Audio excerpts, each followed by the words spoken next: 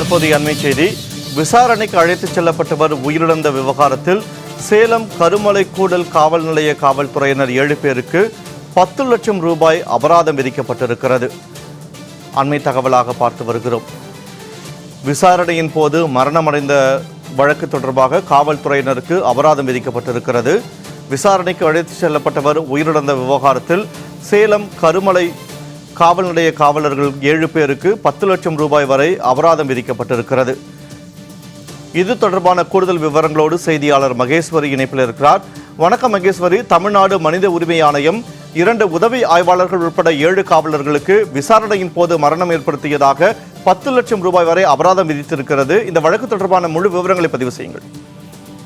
சேலம் மாவட்டம் கருமலைக்கூடல் கிராமத்தில் பழனிசாமி என்பவர் கொலை செய்யப்பட்டது தொடர்பான வழக்கில் 2015ஆம் ஆண்டு சந்தேகத்தின் அடிப்படையில் அதே கிராமத்தைச் சேர்ந்த கோகுலக்கண்ணன் என்பவரை மேட்டூர் காவல் நிலைய அப்போதைய உதவி ஆய்வாளரான ஹரிஹரன், கருமலைக்கூடல் காவல் நிலைய உதவி ஆய்வாளரான கீர்த்திவாசன், சிறப்பு உதவி ஆய்வாளர் வேணுகோபால் மற்றும் காவலர்கள் என 7 பேர் விசாரணைக்கு அழைத்து செல்கிறார்கள்.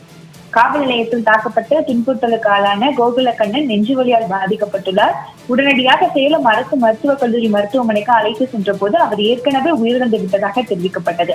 இந்த சம்பவத்தை கண்டித்து அப்போதைய தேமுதிக எம்எல்ஏ பார்த்திபன் மற்றும் கோகுலக்கண்ணனுடைய குடும்பத்தினர் போராட்டத்திலும் ஈடுபட்டார்கள்.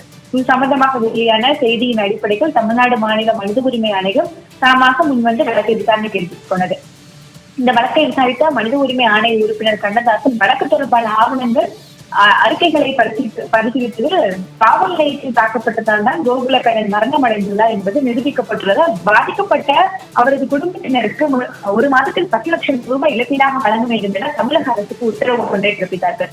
இந்த இழப்பீட்டு தொகையில் தலா 2 லட்சம் ரூபாயை உதவி ஆய்வாளர் ஹரிஹரன் மற்றும் கீர்த்திவாசன் ஆகியோரிடமிருந்து, சிறப்பு உதவி ஆய்வாளர்கள் வேணுகோபால், சந்திரகுமார் ஆகியோரிடமிருந்து தலா 1,50,000 ரூபாயில் 3 காவலர்களிடமிருந்து தலா 1 லட்சம் ரூபாயை வசூலிக்க வேண்டும் என அரசுக்கு மனித உரிமை ஆணையம் என்பது உத்தரவு ஒன்றை பிறப்பித்துள்ளது.